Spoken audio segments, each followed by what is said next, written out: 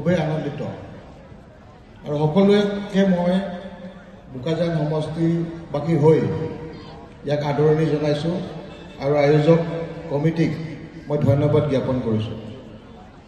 আজি এষাৰ কথা লিখা আছে যে মিলনকাৰীবিলাক ধন্য। এটা ২৭টা জাতি জনগোষ্ঠীক আমি মিলন কৰিবলৈ গৈছোঁ। গতিকে আজি SPCF-ৰ কাৰ্যকৰ্তাসকল আজি ধন্য।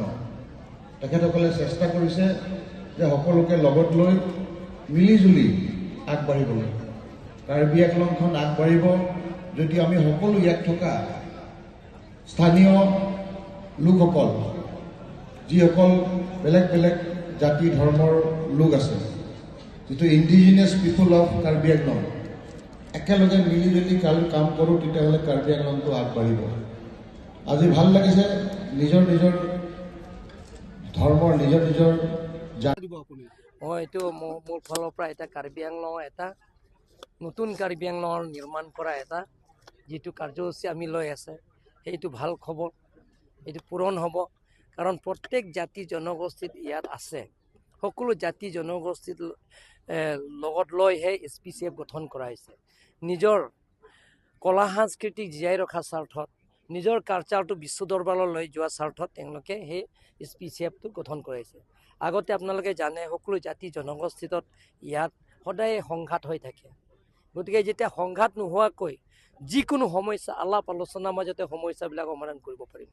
আৰু সকলো দল সংগঠনে আমাক আদৰণি কৰিছে, যিটো মই কাৰ্বি আংলং অট'নমাছ কাউন্সিলৰ তৰফৰ পৰা মই সকলো দল সংগঠনবিলাকৰ লগত মই নিমন্ত্ৰণ কৰিছোঁ যে আপোনালোকৰ লগত কি কি সমস্যা আছে, সেই সমস্যাবিলাকৰ সমাধান কৰিবৰ কাৰণে মই কাৰ্বি আংলঙৰ স্থানীয় বাসিন্দা পাৰ্লিমেণ্ট যিবিলাক আগৰ পৰা আছে, কাৰ্বি আংলঙত জিলা গঠন নকৰা আগৰ পৰা, যিবিলাক কাউন্সিল গঠন নকৰা আগৰ পৰা ইয়াত কাৰ্বি আংলঙত যিবিলাক আছে ২৭টা জাতি জনগোষ্ঠীৰ লগত মই আলাপ আলোচনা কৰি মই যিমান পাৰোঁ সমস্যাবিলাক সমাধান কৰিবৰ কাৰণে মই চেষ্টা কৰিছোঁ। আৰু ভাল লাগে তেওঁলোকৰ সমস্যাবিলাকৰ লিখিতভাৱেও দিছে আৰু মনত কথাবিলাক তেওঁলোকে কৈছে, তাৰ কাৰণে মই ধন্যবাদ দিছোঁ।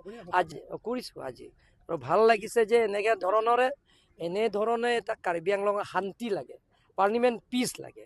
যেতিয়া স্থায়ী শান্তি হ'ব, সকলো জাতি জনগোষ্ঠীৰ সমান্তৰাল হিচাপে ডেভেলপমেণ্ট কামবিলাকৰ পূৰণ হ'ব আৰু সকলো জাতি জনগোষ্ঠীবিলাকৰ শান্তি থাকিলে সমস্যাবিলাকৰ সমাধান কৰিব পাৰিম।